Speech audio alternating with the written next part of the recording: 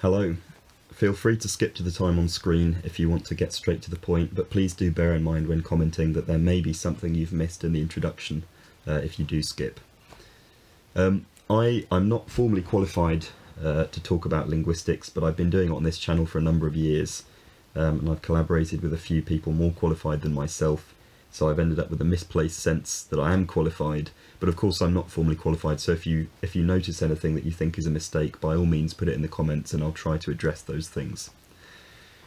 Now, there's a long-standing misconception that posh, upper-class, southeastern British English was somehow invented in the 1700s or 1800s to differentiate it from working class English or to differentiate it from American English, or there are various different explanations people have, and this isn't true. There are certain aspects of upper class or academic or formal speech that do seem to have been cultivated, or people do seem to have tried to push things that weren't naturally there in the language, but the pronunciation system does just seem to be a regional accent that developed naturally in the way that all regional accents do. It just happens to be the one that's gained high prestige in the southeast of England and in England in general. So in this video I wanted to trace the sort of or one iteration of the posh southeastern British accent back through the ages, using the phonetic descriptions that we have from past times. One question I always get when I do videos like this is how could we possibly know what they sounded like before there were audio recordings? And I'll probably do a fuller video on that at some point just to link people to, but the long and short of it is that the way accents sound is a direct product of the way that people move their muscles, their vocal muscles, when they're speaking. That's, when you change what you're doing with your tongue and lips, you change the shape of your vocal tract. And as you change the shape, the resonant frequencies change, so as you blow air through it, different sounds come out. And that is why people have different accents, because they're doing different things with their muscles when they speak. So if you can describe exactly what somebody's doing with their muscles when they speak, you can come out with in theory, a perfect idea of what their accent sounds like impressionistically. And before audio recording, there was a fairly long-standing tradition of grammarians and phoneticians describing their own pronunciation in a mechanical way, in a way that's surprisingly modern in a lot of cases. And this starts to happen around the mid-1500s, and it continues obviously to the present day, because there are still phoneticians writing phonetic descriptions of English. So we can know in a lot more detail than you'd think. And of course, upper class accents are the ones that are most likely to be described by phoneticians, because a lot of people back then were very snobbish and had very prescriptive views about this is how you should speak, and you should avoid speaking like a working class person. So these are the accents that we actually have the most information about. I don't doubt that I'll still get a load of comments like this from people who haven't watched the introduction, but that's impossible to avoid, I think. But anyway, I'm going to go in with a few little reconstructions that I've made myself about, and sort of just go into a little bit of discussion about each one, although hopefully not too long, so that it's not too drawn out. Thank you very much for watching, and I hope you have a good Christmas, or whatever you're celebrating or not celebrating at the moment. Hello. I thought I'd better come out and thank you all for coming here to celebrate Christmas with me and my family today. I know some of you have come from the length of the country, some of you have even come from overseas, to stand outside our front door and shout while we celebrate our family Christmas. So I just wanted to say thank you very, very much for coming all this way, and I hope your travels haven't been in vain and that you've enjoyed yourselves. Thank you. I'd seriously recommend Dr. Jeff Lindsay's video on this, but this modern posh accent, the kind that Prince William and Prince Harry have, is a really very modern development. It has a lot of features that weren't very common 70 or 80 years ago. The tongue position is low for the vowel in words like thank. It's thank, rather than the older thank. The word here has a long vowel where the tongue position doesn't move while it's being pronounced. Here, rather than here. Possibly as a result of American influence, this accent has a lot more tapping of the t sound if it comes between a stressed and an unstressed vowel. Better rather than better. What if we jump back 50 years to 1973? I have always been aware that there's a certain responsibility that comes with the job I have as a film director. And I think, although every year since 1957 I've directed a Christmas film, I think on this occasion, because there was so much backlash last year, I think on this occasion I will hand over the baton, as it were, to my close friend John Wilkinson, who I know will engage with working class issues in a way I wasn't able to last year. And I'm certain that I will return at some stage with a much improved ability to engage with those issues. We think of this as being the same kind of accent as the last one, but in reality it's actually very different on a phonetic level. That cat vowel has a higher tongue position, cat rather than cat. The vowel in words like I starts with a slightly more fronted tongue position, I rather than I. The vowel in words like occasion starts with a higher tongue position, occasion rather than occasion.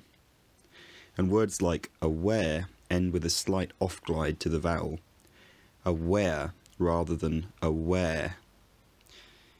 Is there such a big change if we jump back 50 years to 1923, still well within the era of audio recording?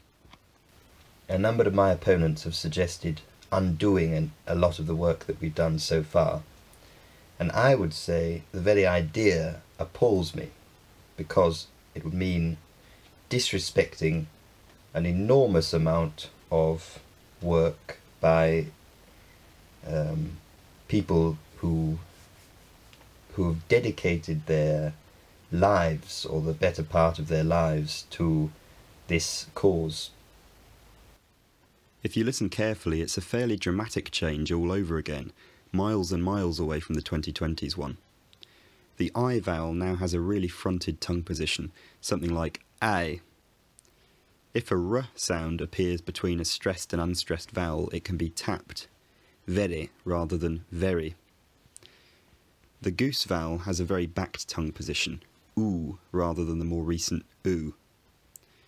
The so vowel has a bit more of a fronted onset, so rather than so. By now, the kit and dress vowels have very tense high tongue positions, I, e, rather than the modern I, e. Jumping back 50 more years takes us to the very limit of audio recording, 1873. Although audio recording was in its absolute infancy at this point, having been invented in the late 1850s, we have plenty of speakers who were alive in the 1870s and got recorded when they were older, in the 1920s and 30s. So I'd say that this is the last stage where we can rely on audio recording alone. As I know many of you are aware, I have recently lost my house due to a change in circumstance. As you can imagine, this is far from the way that I would have wanted to spend my Christmas, and I implore you to reinstate me into my previous way of living. If you do, I can assure you I will conduct myself in a rather better way than I had done up to this point. Maybe not quite such a big jump, but a jump nonetheless. The vowel in words like goat and no now starts with a fairly back tongue position, more similar to how Americans say it nowadays. O rather than O. You can hear this in recordings of people like George V. Some words like lost take a long vowel, lost. Even someone as recent as Queen Elizabeth II retained this in some words. She pronounced often as orphan, but incidentally she said lost rather than lost. The starting point of the house vowel is very backed, Haus. While it might be tempting to put this down to German influence, and it could be, it equally may just have been the way the vowel would have gone anyway. People who know a lot about history but not very much about historical linguistics often have a bias towards thinking that sound changes are obviously a result of foreign influence because of historical events that coincided with them, such as a lot of the Victorian royal family being bilingual English and German speakers. But really, sound changes would happen anyway, and unless there's a very particular systemic reason to think they're a result of foreign influence, you don't really need that to explain them. In this recording there's also less of the tapping, very, and more of a labiodental approximant, very. Maybe not quite so much, I should have put it in more to be honest. This r pronunciation, which still exists in some dialects today and is also considered a speech impediment where it occurs in dialects that don't usually have it, was considered an upper class feature in the late 1800s as reflected in Punch cartoons that show posh people substituting W for R. Given that modern speakers very often misinterpret the labiodental r pronunciation as w, and given that saying very is much more common than saying very, and also given that labiodental realizations of r were common in the 20th century among posh people, it's likely that this is what the Punch cartoons were getting at. Now it's time to go beyond the era of audio recording to 1823. 3 travellers approached the entrance of Canterbury as journeying from Dover in the afternoon of a summer's day, when they found their advance opposed by an immense concourse of people. The crowd was so great that they could not go forward but with extreme difficulty. On a phonetic level, this isn't a huge jump. It's pretty much in line with all the other jumps so far, although you might be fooled into thinking it's a big jump because this is an accent that doesn't exist within living memory, and therefore doesn't have any existing social connotations anymore. The previous accents we've heard all exist in audio recordings of upper class people, and so we strongly cluster them together as upper class accents. And although this one isn't that different to the others phonetically, because there are no audio recordings of it, our brains don't put it in the same box and it sounds a bit weird. In this clip, the onset of the price vowel has reverted all the way back to a back tongue position, similar to what it now has in the 2020s. I rather than I. Roger Lass in 1999 put together some of the evidence for this, describing 2 different patterns of pronunciation that seemed to go in and out of fashion throughout the 17 and early 1800s. Some people said price and mouth, and this became more dominant towards the era of audio recording. But more popular among phoneticians in the late 1700s and early 1800s was the system in this clip, with 2 back vowels, price, mouth. In Thomas Batchelor's analysis from 1809, he says that the word bite is pronounced like the word but with a y in there, bite. And pound is pronounced like pond, but with a w sound, pond. Even Alexander Ellis, who was born as late as 1814 and is known for being a very good dialect phonetician later in life, makes the same comparison, that the first element of the bite vowel is the same as the but vowel. One other thing I've done is pronounce the ing suffix of journeying like in, journeying. Although it's more recently become associated with working class accents, this type of thing is associated with posh people in 19th century Punch cartoons, and phoneticians mention it as a normal feature of educated English in the 1600s. The vowel in words like father is also more fronted in this accent, ah rather than ah. What happens if we jump back 50 years to 1773? On the 5th day of November 1718, which to the era fixed on was as near 9 calendar months as a husband could in reason have expected, was I, Tristram Shandy, gentleman, brought forth into this scurvy and disastrous world. I wish I had been born in the moon, or in any of the planets except Jupiter or Saturn. In this one we start to hear something that to a modern ear sounds distinctly rural or American or Irish, depending on your perspective. What's called rhoticity, pronouncing a r wherever it appears in spelling rather than deleting it in certain situations like most southeastern English people do nowadays. The speaker in this recording sometimes pronounces the r and sometimes doesn't. This mirrors some regional dialects which are still losing their rhoticity, where speakers will sometimes pronounce the r and sometimes drop it. Upper-class British English became non-rhotic gradually over the course of the 1700s, and again, Lass compiles a lot of evidence for this. Mather Flint in 1740 says that r before a consonant is softened and almost mute, and Abraham Tucker, writing in the exact year our clip is set, says that r is lost or pronounced extremely softly before a consonant. I think in the recording I may have slipped up a couple of times and pronounced it before a consonant. Walker in 1790 commented that r should never be pronounced silent, which suggests that A, some people were pronouncing it silently, otherwise he wouldn't feel the need to correct them, and B, that there was still some difficulty accepting this new sound change into educated English. This is one of the changes that makes reconstructed early modern English sound so American. So to emphasise once again, English becoming non-rhotic was definitely not some big conspiracy to make English sound more posh or less American. It's a natural sound change that took a long time to become accepted and may well have started in working class speech before it made its way up the ladder. The face and goat vowels are a lot smoother with less tongue movement, more like e and o, rather than a and o.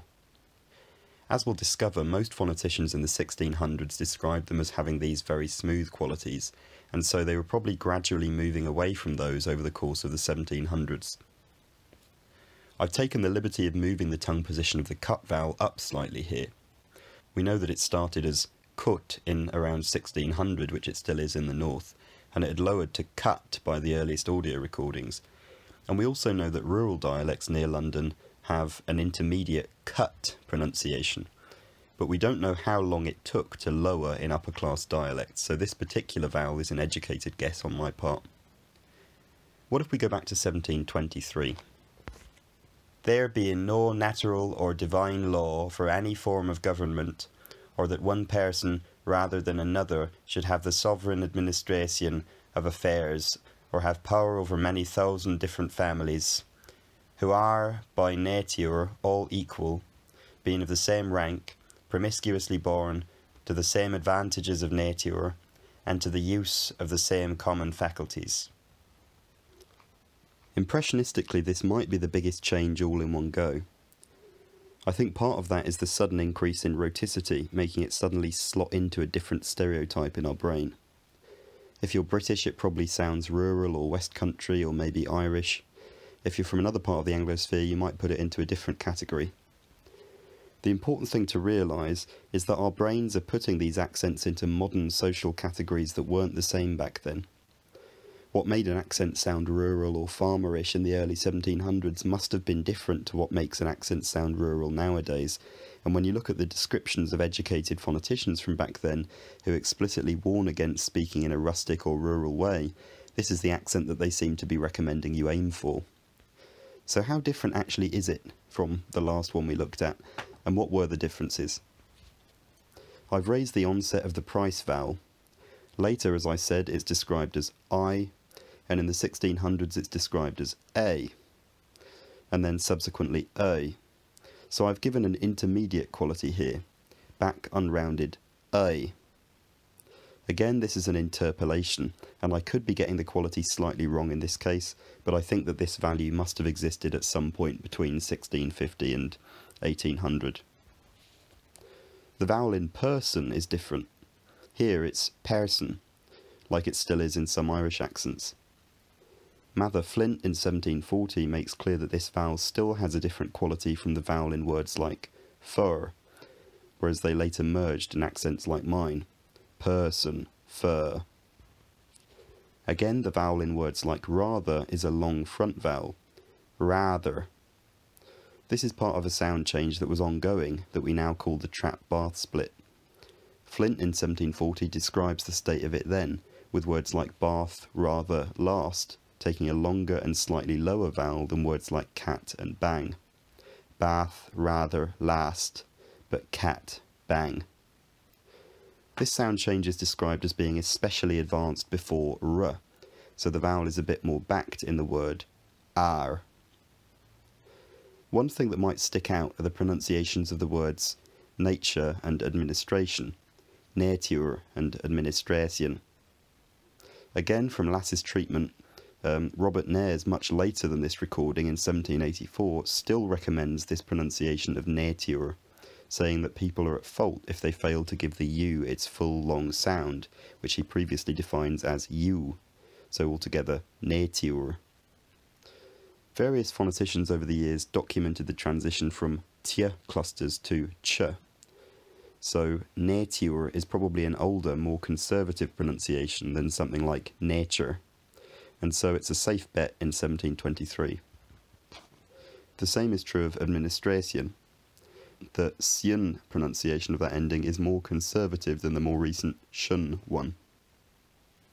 What happens if we jump back one more time to 1673? And thus ends all that I doubt I shall ever be able to do with my own eyes in the keeping of my journal, I being not able to do it any longer, having done now so long as to undo my eyes almost every time I take a pen in my hand, and therefore, whatever comes of it, I must forbear. This doesn't feel too different to the last one, and it slots into the same kinds of stereotypes in our minds. I haven't had to interpolate as much in this one because it's a little way before this recording in the early 1600s and late 1500s that we get a very rich tapestry of phonetic descriptions of upper-class London speech. It's from these descriptions that we're very confident that the trap vowel of this period was still pronounced something like a, like the king still pronounces it today, rather than the lower a quality found in northern England and other parts of Europe. And here I've also added some alveolar taps again for the r sound. Every rather than every. I've done this because over the course of the 1600s, phoneticians describe a process of weakening of the r sound when it doesn't come at the start of a word. I've done a video on basically this exact topic, but most modern historical linguists interpret this as a gradual transition from using an alveolar tap or trill, r or r, which is likely to have been common in the 1500s, to using the approximate sound that's common today, r. The reason we think that it was initially a trill in the early 1600s, late 1500s, is because phoneticians tell us it was, and then they start to say that it becomes less firm and more liquid towards the ends of words. It's most straightforward to assume that this means r at the start, r at the end. As the speaker here is supposed to be about my age, I've gone with a more advanced accent that uses an approximant unless it comes immediately before a vowel, in which case I use a tap. You'll also notice some tapping of t sounds. Instead of saying that I say that I. I said that this exists in modern posh accents, possibly as a result of American influence. Well, where did it come from in American English to begin with? Because T-tapping exists so widely in American, Australian and Irish English, I think it's possible, perhaps even likely, that it's existed in 1600s London English, although I don't think it's explicitly described anywhere, so on second thought maybe it was a working class feature. The vowel in words like able is much lower, able. Phoneticians show a range of qualities for this sound because it had only recently raised from able, which was how it was pronounced in Middle English. I've given the price and mouth vowels with central onsets, a, o. As Lass points out, most phoneticians before about 1640 described these vowels as a and o, preis, moth. But after 1640 they start to describe the first element as being the same obscure vowel in both, although possibly with a bit more lip rounding in the mouth vowel. Preis, moth. In principle you could go back one or two further before the evidence becomes too low resolution to tell much about class differences in pronunciation, but I started doing this too late and now it's 10 PM on Christmas Eve, so I think I'll leave it there. I should say I may soon get a specific email address for work-related stuff, but if anyone was looking for someone to do any kind of dialect coaching for historical projects, I could certainly be employed to do such a thing, although I would probably have to charge a fee because I don't make an enormous amount from YouTube.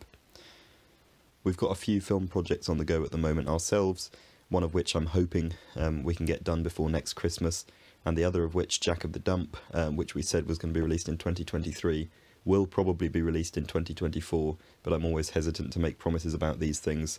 If anyone needs convincing, I said that the Old English film would be released 3 years ago, and it did end up getting released, albeit not 3 years ago, so these things do get done eventually, but yeah. Otherwise, I hope everyone's getting on alright, and I'll talk to you again soon. Thank you very much for watching.